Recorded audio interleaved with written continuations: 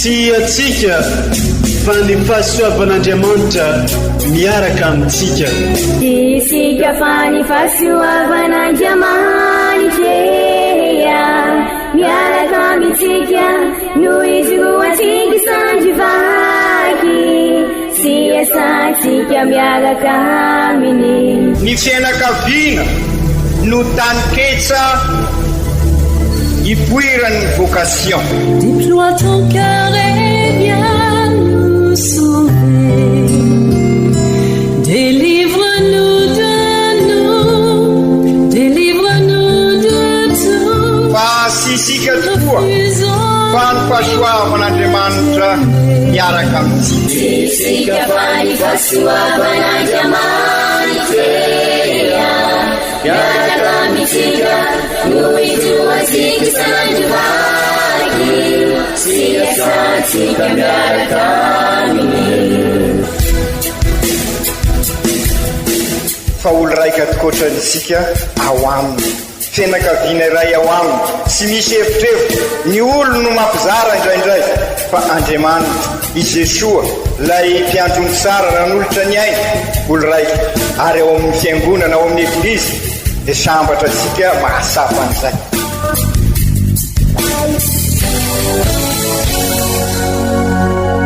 Olo araiky atsika atambatry ny fanahy masina kamiray, olo araiky ao amin'ny Kristy. Fandaram-pampianarana iaranao amin'ny son excellence Monseigneur Benjamin Marc Caramarson eto amin'ny radio Fahia.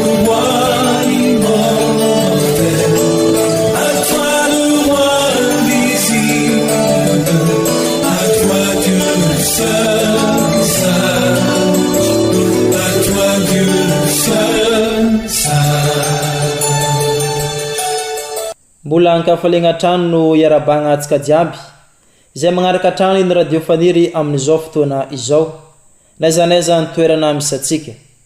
Tonga amin'ny alahady tsotra fahaenigny mandavantaona atsika izay alahady anohizantsika ny fandaliana-pinoana mba ahafahantsika miroso kokoa amin'ny dingana rehetra ataontsika.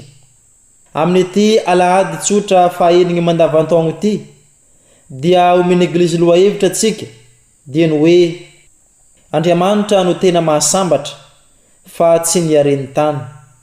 Mitarika antsika amin'ny fahazoana izany loha hevitra izany tonikira fidirana manao hoe oka ianao ho Andriamanitra mpiaro ahy sy ho tany fialofana amonjenao ahy, fa ianao no vatolampy sy tany mimandako ary ho voninahitry ny anaranao dia tario amin'ny lalana aho sy fahano.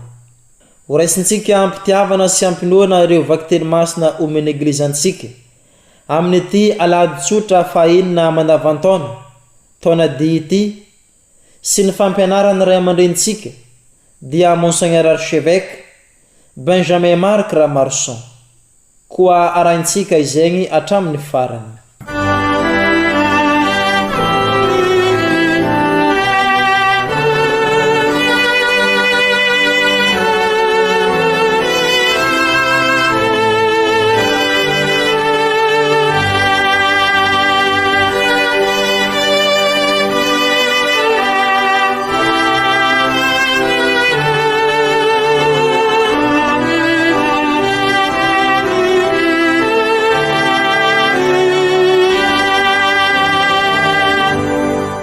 Fankalazana ny tenin'Andriamanitra, vakiteny masina voalohany, boky ny Jeremia ampaminany. Izao no lazain'ny Tompo, ho voaozona ny olona izay mitoky amin'ny olombelona sy manao ny nofo sandrana ary miala amin'ny tompony ny fony. Manaka ny anjavidiana ny tany lava volo izy ary rehefa misy asambarana tonga tsy hifaliana. Onona amin'ny tany karankainana nefitra, any amin'ny tany sira tsy misy mponina. Ho asoavina ny olona mitoky amin'ny Tompo sy manantena ny Tompo ho tokiny. Manahaka ny azo nambolena eo amoron-drano izy, mandatsaka ny vany mankany amin'ny rano mandeha.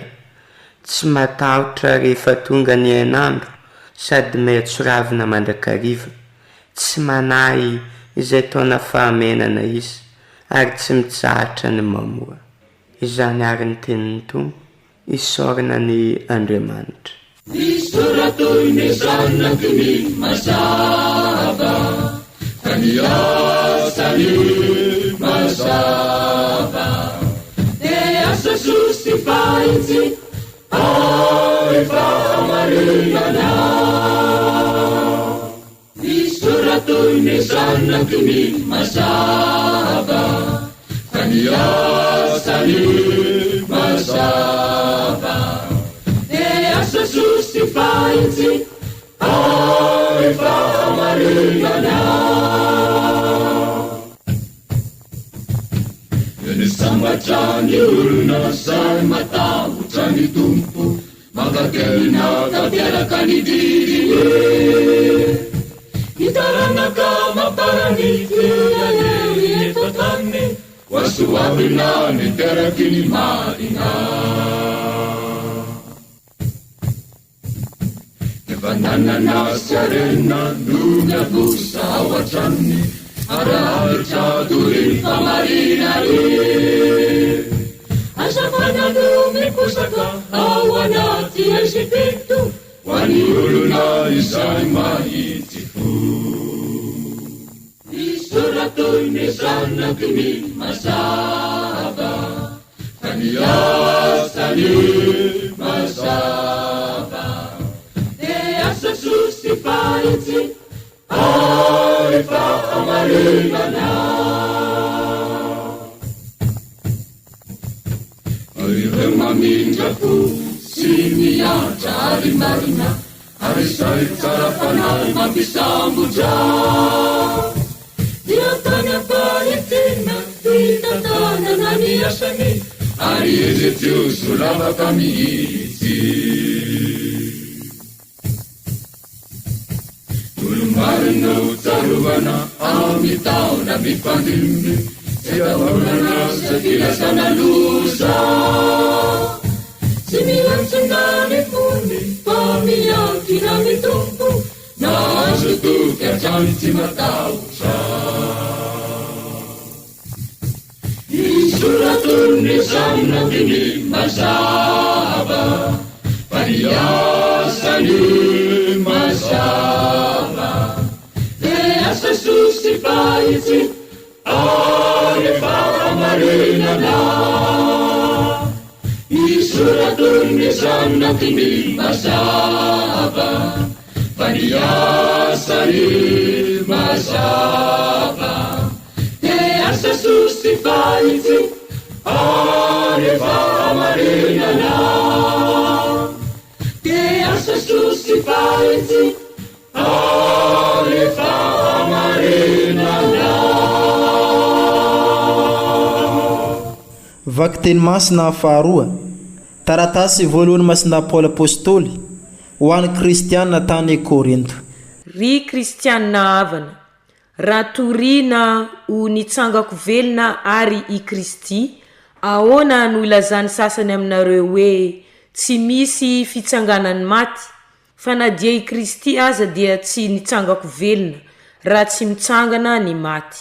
Ary raha tsy mitsangana ny maty, de fona ny finoanareo, mbola ao aminareo ihany ny fahotanareo, ary very ry zareo no dimandry ao amin'ny Kristy. Ka dia isika no farafahoriana indrindra amin'ny olon-drehetra, raha amin'ity fiainana ity ihany no anantenantsika any Kristy. Tsy izany anefa fa efa nitsangako velona tokoa i Kristy, ary izy no santatry zay efa no dimandry. Izany ary ny tenin'ny Tompo, isaorana ny e Andriamanitra.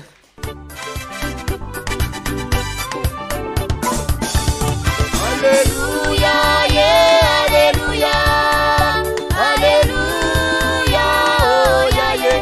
Diteni nari Tompo no maveluo. Alleluia, yeah, alleluia, alleluia, oh yeah, yeah. Diteni nari Tompo no maveluo. Alleluia, yeah, alleluia, alleluia, oh yeah, yeah. Diteni nari Tompo no maveluo. Alleluia, yeah, alleluia,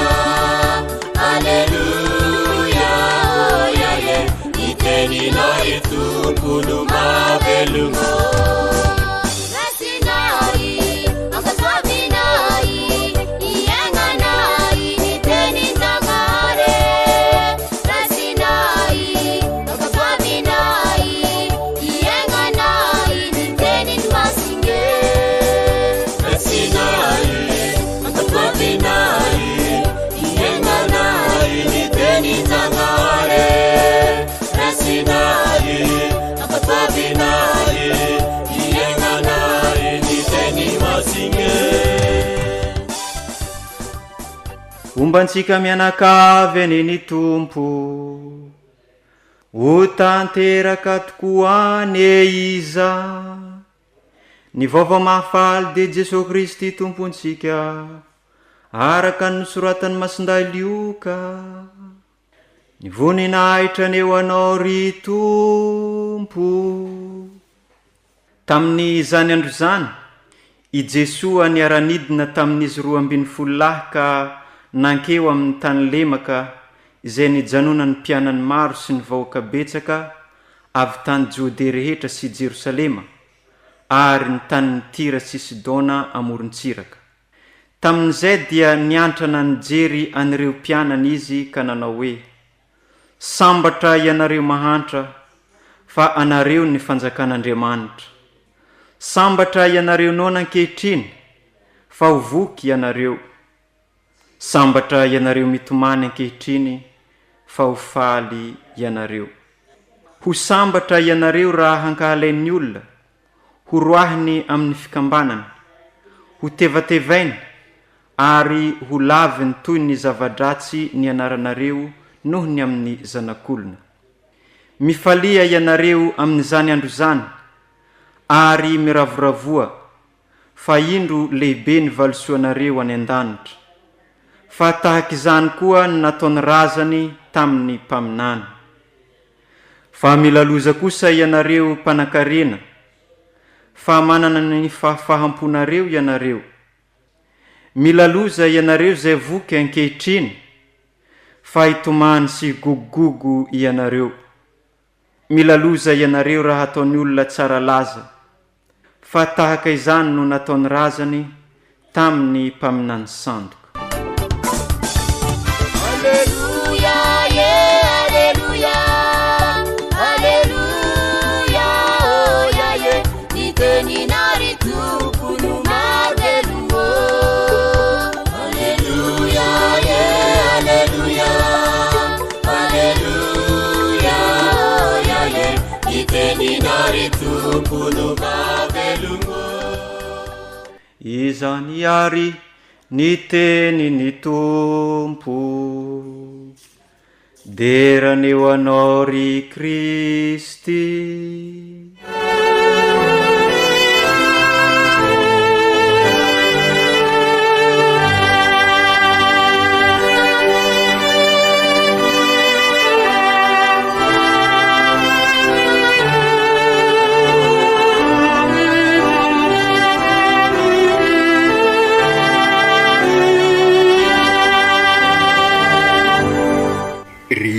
Kristianina ava-malala amin'izao lahady mandavataona tahaka izao araka nefa nanimpisika azy ary naverimberitsika matetika eto dia fotoana fandaliana-ponoana no ataosika. Ary tamin'ny alahady lasa teo, alahady fahadimy mandavataona dia nibanjina manokana ny fiantson'Andriamanitra isika ary no alalintsika ka nanimpisika fa nirain'Andriamanitra isika ho mpanaratolona tahaka ny Simona Piera sy ireo namany, ary nirainy koa mba hamokatra tokoa raha miara-miasa amin'izy Andriamanitra. Nosipitsika fa raha manao ny asan'Andriamanitra isika dia Andriamanitra no anao ny asa sika ary ho lavorary kokoa aza satria lavorary Andriamanitra. Ka izany tokoa araka nanimpisika azy ny vocation dia sy inona ho isika fa Andriamanitra no miantso, isika no mamaly, ary ny fiombonan'izay no atao hoe fiainana entina manatanteraka ny sitrak'Andriamanitra, ary izay fanatanterahana ny sitrak'Andriamanitra izay no fiainana mamokatra ho ansika. ka izay indrindra ry kristianina avana nilaza tamintsika i Jesoa tamin'ny alahady 5 mandavataona iny fa alatsao ny arato miroso amin'ny lalindalina koa ka amin'izao alahady 6 izao ary dia roso amin'ny lalindalina koa isika fa indrindra moa ao anatin'izao taonjobily ny famonjena izao ka tonga sika ho mpivahiny ny fanantenana izay anranantsika tokoa amin'ny mahafiafaliana fiadanana fihavanana sady kristianina no malagasy ka ahafahantsika iroso amin'ny fiainana mahazanak'Andriamanitra ho Kristy mpiarabelona sika ka amin'izao alahady 6 izao tokoa ary mandavataona dia manasa sika indray koa ireo vakiteny aroson'ny eglizy mba irososika araka nanimpisika azy teo ho iroso lalindalina koa isika eo anivon'ny fiainantsika satria iraina isika ikasaka ny asambarana araka ny lohevitra aroson'ny eglizy amin'izao alahady 6 mandavataona zao ka aokaritsika ahasapa ny alalin'izay vocation miandro isika zay ka ahasapasika tokoa ny alalin'ny lohevitra nanomezan'ny Papa Ray Masina iainantsika amin'ity taonjobily ity azosika onina ny nahatonga azy nanolotra ho teny faneva manaintana antsika ny hoe mpivahiny ny fanantenana izay no namafisiny tamin'ny taratasy fanentanana nosoratany nomeny lohevitra hoe tsy manidoka ny fanantenana izany hoe ny fanantenana ao amin'Andriamanitra tokoa no sy manidoka satria raha ny ety ivelany dia mamitaka sy mampivrary lavo ny fiainantsika olombelona ka izay indrindra ary ry kristianina ava malala ny finoana no andresasika ny famonjena fa ny fitiavana no ivelomantsika ka anatanterahasika n'izay sitrak'Andriamanitra izay ny fanantenana kosa no angovo moteur manosika atsika anatanteraka amin'ny andavanandrom-piainantsika izay sitrak'Andriamanitra izay ka ampivelatra hatrany ny fiainantsika ary zary lalana mitondra amin'ny fahamasinana amin'ny hafaliana amin'ny fiadanana ny antraterin''ireo vakiteny androany fa ny tena sambarana dia ao amin'Andriamanitra irery ihany tsy misy arena mitondra amin'ny tena sambarana sy fiadanana raha tsy ao amin'Andriamanitra. Voalazan'i Jeremia mpaminany amin'ny vakiteny voalohany ho voahozona izay olona mitoky amin'ny olombelona ho soavina kosa izay mitoky amin'Andriamanitra. Mazava zany tenin'i Jeremia mpaminany zany ary indrindra moa raha mijery ny manodidina sika isika izany tokoa isika olombelona mety miovaova izao tontolo izao mety mamitaka fa Andriamanitra omaly anio ary mandrakizay tsy miova ary izy no azo atokisana. Ry kristianina havana fantasika fa korontana mandrakariva ny vokatry ny fifangaroan'ny zavatra atolotra izao tontolo izao hatramin'ny voalohany aisika zany ao amin'ny tantaran'ny bokin'ny Genezy rehefa vao ny fitany demony isika noho zany fifangaroan-javatra izany ka izay indrindra no mahatonga sika voahozina raha mifigitra amin'izay izao tontolo izao sy hoe izao tontolo izao ny rasy fa ny hevitra ny izao tontolo izao fa raha mifikitra amin'Andriamanitra isika izy araka ny spesika teo omaly anio ary mandrakizay sy miova satria zany raha teo no mahandriamanitra azy anatra ho asika zany raha teo génération mpanorina marina tsika fa indrindra amin'izao andro ady sady dia zao ny fiainana oka hanorina amina zavatra maropotra mba sy voahozongozona ny fiainantsika. Andriamanitra irery no azo tokisana sy miovaova ka mifikira amin'Andriamanitra isika ary zany no nilazany Jeremia hoe manaka ny Anjavidy eny tany lava volo ireo olona manorina ny fiainany ny ao amin'ny zavatra mikorontana sy feno fifangaroan'ny zavatra feno confusion rehefa misy asambarana tonga sy faliny onona amin'ny tany karankaina any anefitra any amin'ny tany sira sy misy ponina ho asoavin'ny olona izay mitoky amin'ny tompo sy manantena ny tompo ho tokony manahaka ny azo nambolena eo amoron-drano izy mandasaka ny vahany makany amin'ny rano mandeha sy matahotra rehefa tonga ny hainandro satria maiso ravina mandrakariva sy manahy zay taona famainana izy ary tsy misahatra ny mamoa. Ataoko fa azosika sainsaina sara izany tenin'ny Jeremia izany ary azosika ho resina ho tarigetra-piainana. Izany tokoa ny sodranon'Andriamanitra ho an'izay mifikitra aminy ary mahazo ny fiadanana mandrakizay. Ny lalana makany amin'ny asambarana no ambaran'i Jesosy kosa ao amin'ny evanjely raha namory ny olona marobe nanaraka azy izy. Matoa ny olona manaraka ny tompo dia mba te hahita sy hiaina ny asambarana. Sy misy tokoa olona tsy mikasaka asambarana, samy teo sambatra ny olo jiaby. Ary zay no azo amtinana ny tenin'Andriamanitra androany. Ka raha fitinary ny fampianaran'i Jesosy dia sy hoe fananana zavatra maro na fananana an'izao sy izao no asambarana, fa ny asambarana araka ny ampianaran'i Jesosy dia miankina be dia be amin'ny toe-piainanao, zany hoe manohy ny fampianarana mikasika ny vocation tamin'ny alahady lasa teo. Raha ny toetranao mifanaraka misitrak'Andriamanitra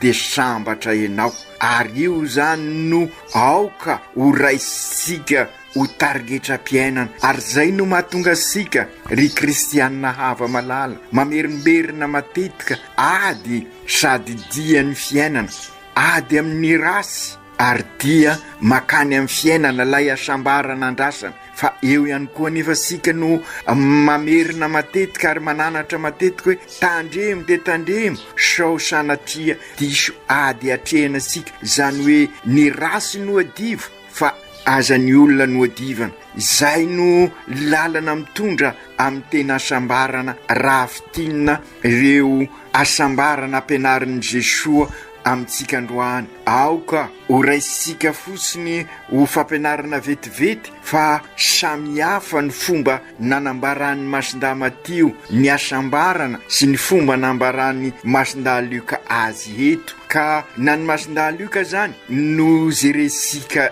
eto. Ka izay indrindra inona no ambaran'ny masinda Luka? Ny ambaran'i Jesosy moa no marimarina koa raha milaza izy fa sambatra ny mahantra ary loza ho an'ny mpanan-karena. Sanatria ny arena no rasy fa ny toe-panahy mety ateraka izay arena izay raha maka ny toeran'Andriamanitra ny arena. Ka rehefa maka ny toeran'Andriamanitra izy ny rasy zany zay tokony adivana no manjary Andriamanitra tompoina dia mikorotana ny fiainantsika. Ka rehefa mikorotana ny fiainantsika ary dia hitasika izany no mahatonga any fiainantsika sy zarizary ary miady akarona ary ny herisetra no manjaka ary mifamono. Ka izay indrindra sy hoe ny atao izay ampahantra ary zay no sara, sanatria zany sy miteny Jesosy hoe ny fahantrana no arena. Disika sy mianso amin'ny fahantranaN'Andriamanitra raha nahary asika fa napetrany teo amin'ny sany edena mba hanana ny rehetra. Fa inona ary io fahantrana io? Ny fahantrana dia satria potika ny fifandraisana amin'ny zavaboary, potika ny fifandraisana amintsika samy olombelona, potika ny fifandraisana amin'Andriamanitra, ka zary potika ny fiainantsika. Ary zay fampitena zay ny fahantrana fadiranovana ary dia mahatonga sika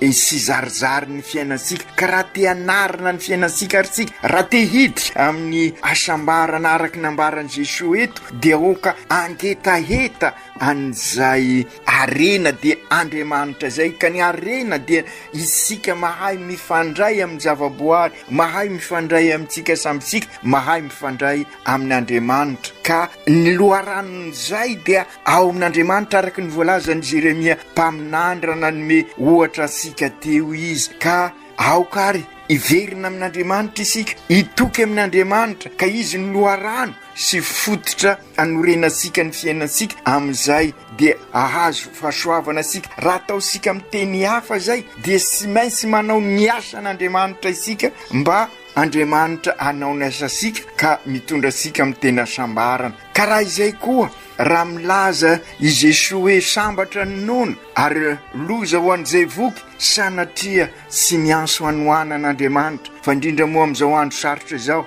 fa ny tiany Jesosy ambara eto dia lay anohanana araka ny voalaza sika mangetaheta, anohanana mikasaka ny fahamarinana, anohanana ny fitiavana, anoanana fampanjakana ny rariny sy ny isiny ka ahatonga sika hifanasoa sy efampisimbana ka azo sika onina sara zany ry kristianina havana no antony anatanterahasika ny synode fahafito fa indrindra ty fizanonana fahatelo de ny hoe fianakaviana eglizy kely mifampisimbana mifanasoa mikasaka ny soa-iombonana ary zay no irososika amin'ny fivelaran'ny maholona sy ny maholona manontolo ary ananasika lay fanantenana nambarasika teo ka ambarany Jesoa amintsika ary fa raha manana an'izay anoanana izay sika dia feno asambarana ka na mafy tohinona aza ny fiainana raha misy fisedrana mafy dia afaka feno fanantenana sika ary zay ny tiany papa ampitainy amintsika amin'izy milaza hoe mpivahiny ny fanantenana ary io no voalazany masinday Paoly raha nyresaka momba ny Abrahama izy ka nylazany hoe na de tsy misy antenaina azy dia feno fanantenana Abrahama raha nitantara aisika sara mikasika ny fiainany Abrahama sy ny zanany zay niangavian'Andriamanitra ho atao sorona kanefa dia fantatra sika sy hainy Abrahama inona no avaly fa no ny fitokisany an'Andriamanitra no ny Andriamanitra no arena voalohany ho azy dia natoky izy ka nyroso amin'ny lalindalina koatrany io lay anoanana zay vokisin'Andriamanitra fa sy araky ny hevitry n'izao tontolo zao manosika sika ho vavolombelona ny fitapitaka ny fielonana ny fiasaram-belafi ka raha te ho sambatra ary sika amin'izao andro sika zao dia oka sika ho nona ny fahamarinana io rehaveritsika matetika hoe tsy Madagasikara no mahantra misy arena Madagasikara fa matoa mahantra ny malagasy dia satria mahantra olo-marina i Madagasikara toizasika kely ary ny fibanjinasika reo asambarana ampianarin' Jesoa amin'ity alahady hoy Jesoa sambatra ireo mitomany mazava ho azy ry kristianina havana sy ny fitomanina no mitondra izany asambarana izany fa ino io fitomanina ambaran'i Jesoa eto io dia nisy fahitana ny rariny sy ny isiny ary de indrisy maro reo madinika voailikilika no mitomany satria sy voazany zoa mankasiny ary dia potika ny fiainany manontolo sambatra raha ankalalain'ny olona ianareo fa ho lehibe ny valisoanareo Jesoa sy mikasaka sy mitory ny fankalahana i Jesoa eto sanatria izany fa inona ny tiany ambara ary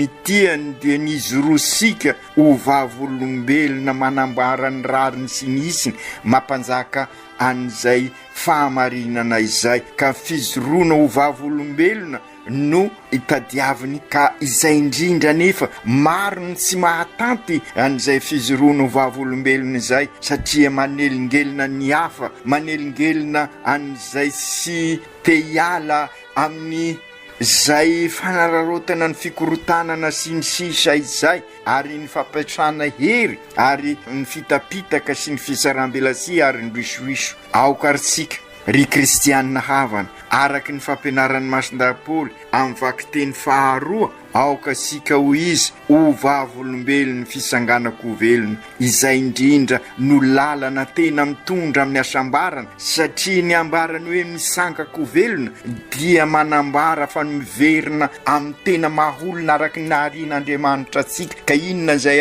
vocation hatramin'ny voalohany araky ny naharian'Andriamanitra atsika zay dia anana fifandraisana araky nyzay maha olona no harian'Andriamanitra azy zay eo amin'ny mpiarabelona eo amin'ny zavaboary amin'Andriamanitra ka aokaritsika ifikitra amin'ireo fampianaran'i Jesoa satria io fampianaran'i Jesoa io no hitondratsika ary amin'izay fisanganako velona izay ka iarahantsika amin'Andriamanitra averisika matetika fa izay no mahasamihafa ny finoantsika ny finoany hafa dia sy eo anivony Andriamanitra lavitra Andriamanitra fa ho asika kosa ny Andriamanitsika dia sy mba lavitra fa velona eo anivosika ary izay no mahatonga sika miatrika an'ireo izay mety anilikilika ansika noho izany finoana zany sy hoe hiady amin'izy ireo sika sanatria fa manambara fa ny tena izy dia ny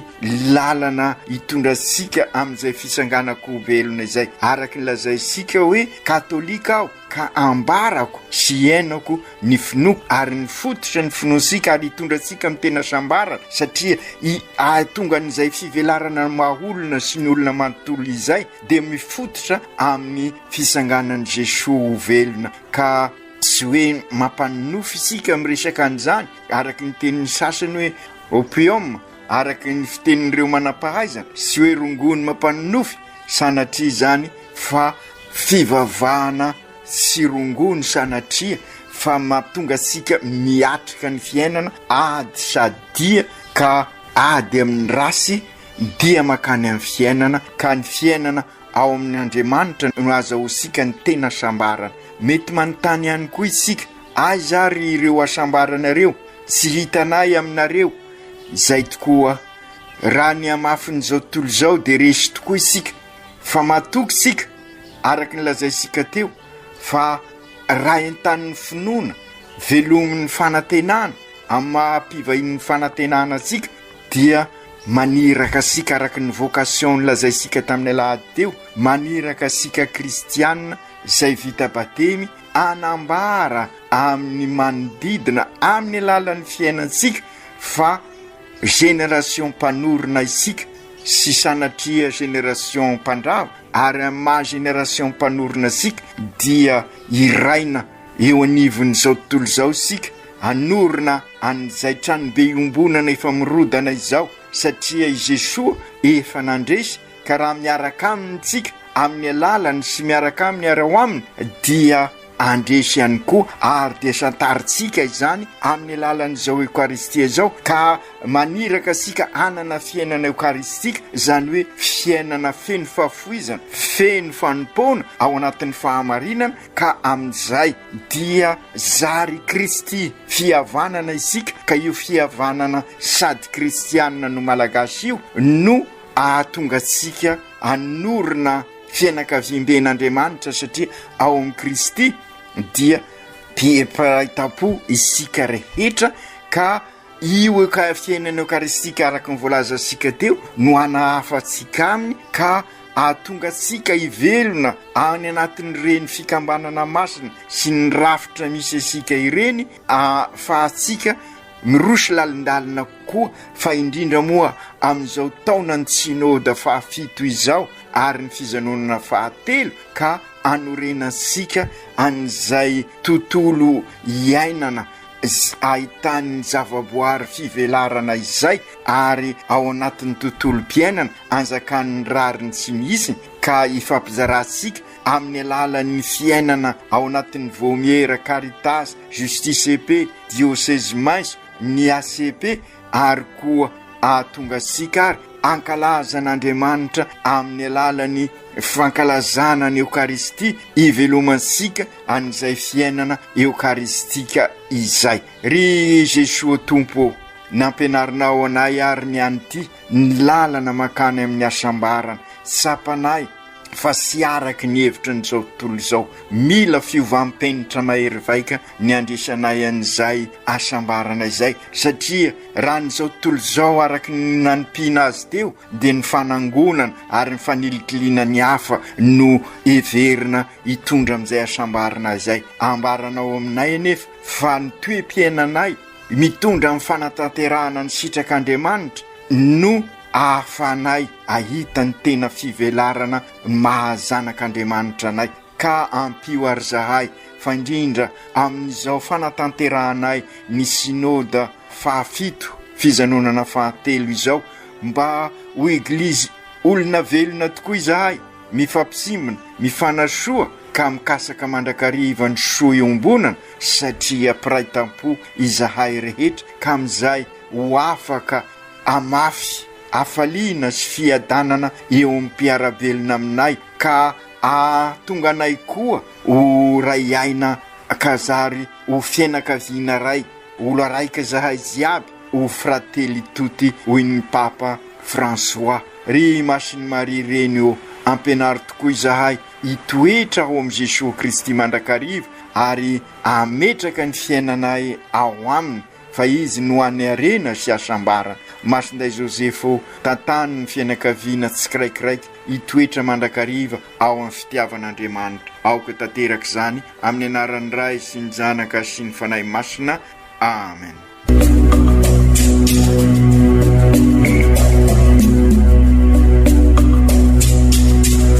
Tsy atsika fa ny fahasoavan'Andriamanitra miaraka amintsika.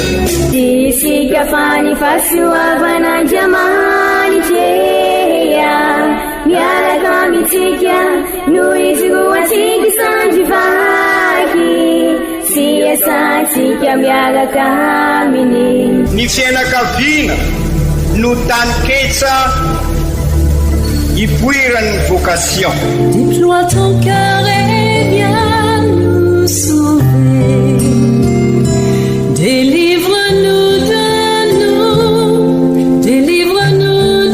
tout. Fa sisika tokoa fa ny fahasoavan'Andriamanitra miaraka amintsika. Sisika fa ny fahasoavan'Andriamanitra miaraka amintsika noho izy roa tsika sandrivaky sy asantsika miaraka aminy.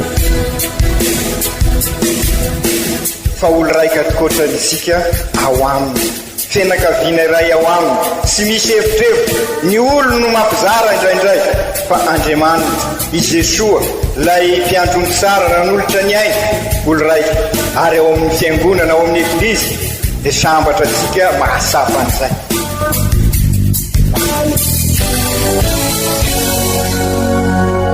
Olo araiky atsika atambatry ny fanahy masina kamiray, olo araiky ao amin'ny Kristy. Fandaram-pampianarana iaranao amin'ny son excellence Monseigneur Benjamin Marc Ramarson eto amin'ny radio Fania. À toi le roi invisible, à toi Dieu le seul.